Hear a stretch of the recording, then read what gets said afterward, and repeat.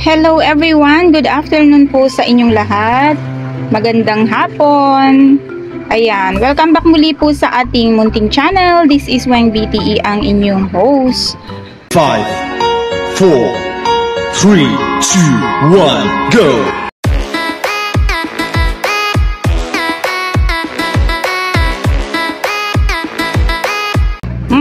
Yan, nakikita nyo ba yan guys? Flowers.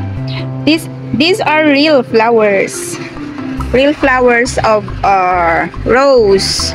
Hindi ko alam kung piti mini to, pero yung mukha namang hindi. Ang cute lang ng mga bulaklak niya. So, happiness. Happiness. May happiness. O, di ba? Share ko lang sa inyo ang aking happiness. Nabudol ulit si Weng BTE. Kasi ang gaganda ng mga bulaklak nila. Tsaka ang daming buds. O, diba? Yan. Nakaano pa siya guys. Naka polybag pa. Ayan o. Ita-transfer ko na siya sa paso. Kasi pag nakaligtaan ko to, nakalimutan ko na naman. Or hindi ko pa nagawa ngayon. Hindi ko pa mailipat ngayon. Tiyak makakalimutan ko na namang may gagawin pala ako dito sa aking munting garden. So, need ko na siyang iripat para makaayos na siya. Makaayos. Ayan, ang color nito ito, light pink. Parang peach pink siya. Yung isa. Tapos, ang dami niyang dami niyang buds. Sana bumuka ulit. Bumuka lahat tong mga to. Dami niyang buds. Tapos, tong isa, old rose. Old rose, may pagka old rose ang kulay na tong isa. So yan, namatay na kasi lahat ng ko. Namatay na yung mga rose ko. Sad to say, nangamatay sila. Kasi hindi ko nadiligan. Pero ito, ayan, I'll see to it na hindi na sila mamamatay. So yan.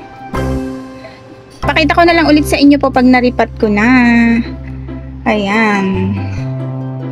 O, diba?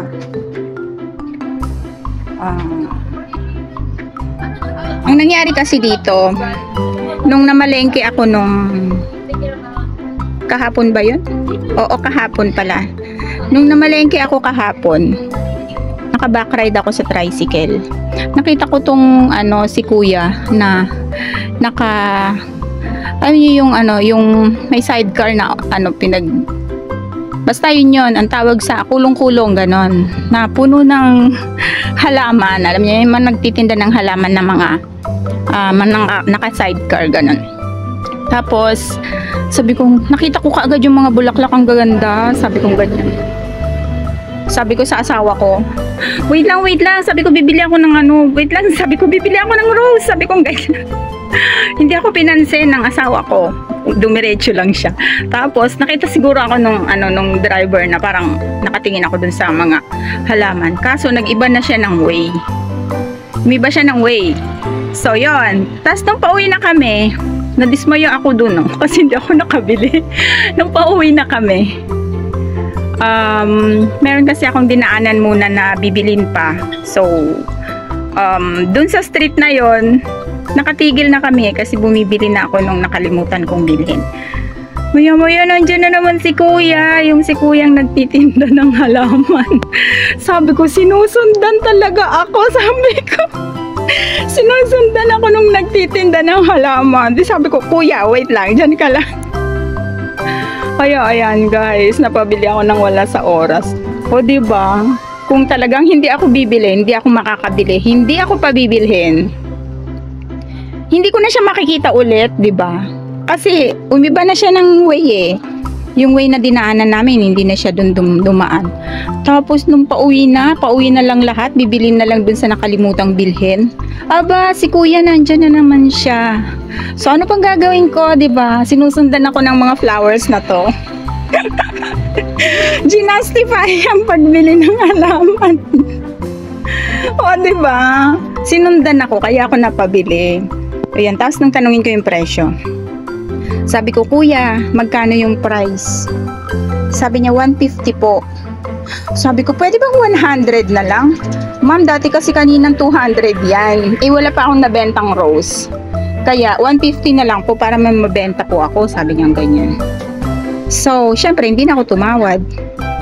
Kasi sa farmers, yung ganito kalalaki, 150 rin naman siya. Kaya hindi ako makabili sa farmers kasi ang lalaki niya. Mabigat siyang bitbitin. Kaya yon.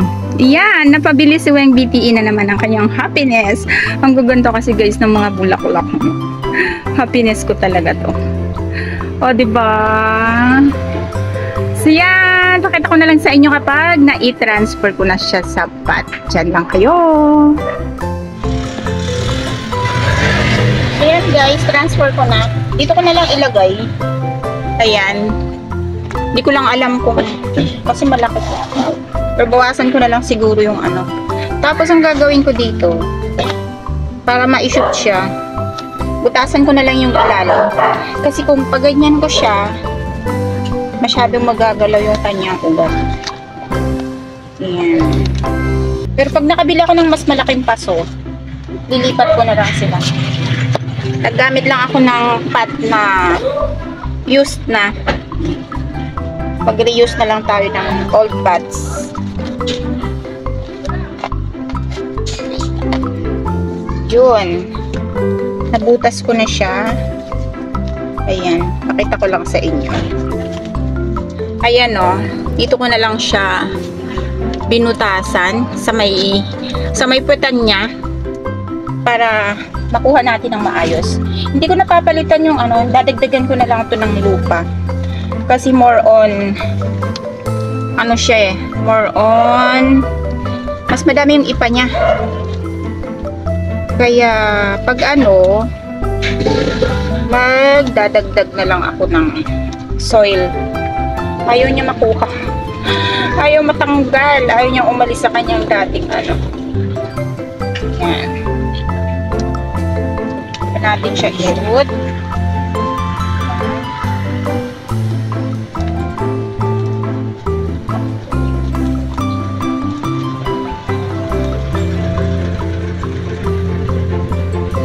And then, saka natin siya bukitin ulit yung side.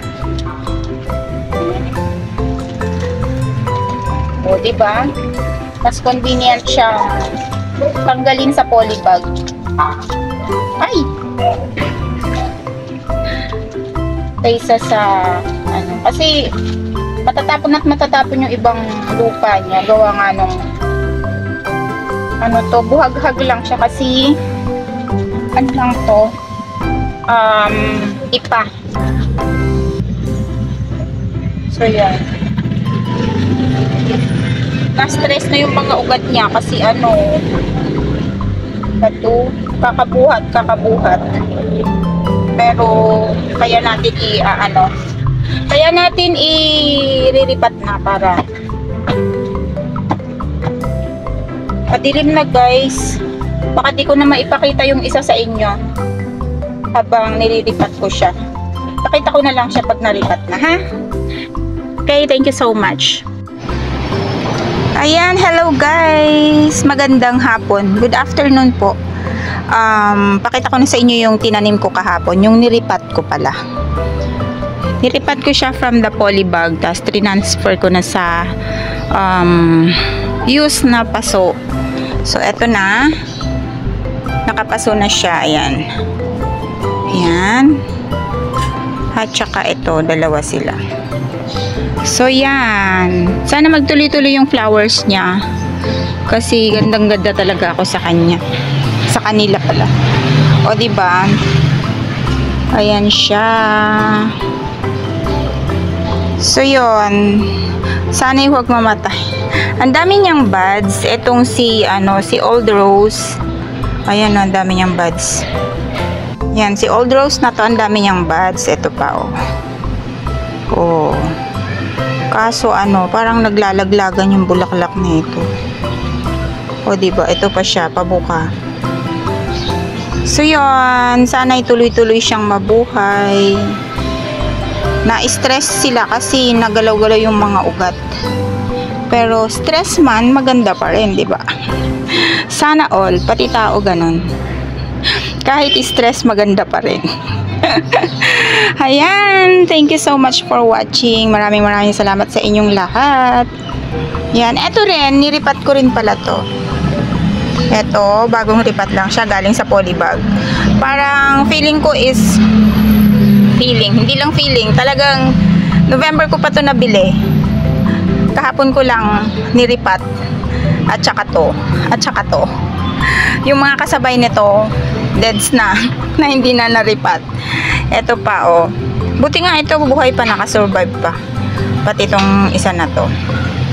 So, yon, etong mga to, dati na siya dyan. Dati na sila. Lumaki na nga itong mga to eh. Itong cactus na to. Kaso lang, dehydrated siya, kaya medyo payats. Tapos ito, tira-tira ng hinulog ng pusa sa hagdan. Buti na buhay pa siya. Pero hindi pa siya nagsisibol ng panibagong baby. So yon, ito pa, niripat ko pa yan. Galing sa hinulog ng pusa. Oh, 3 yan eh. 3 silang niripat ko. Ano ba naman tong si, ano na to, Stinky.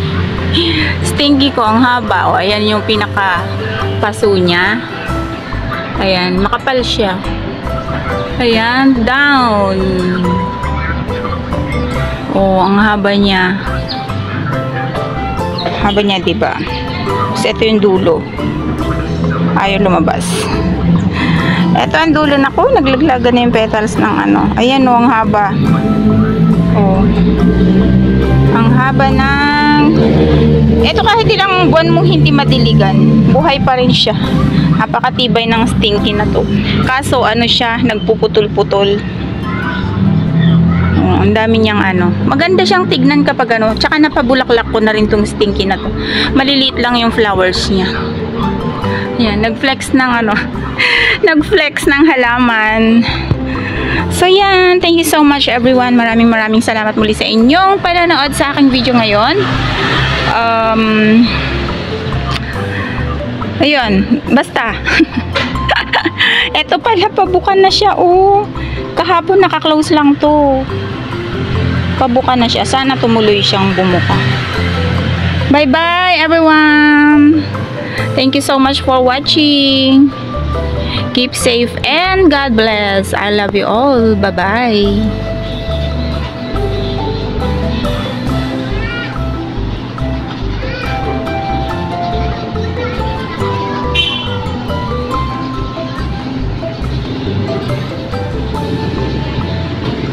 Smile in your heart. You brighten my day, showing me my direction. You're coming to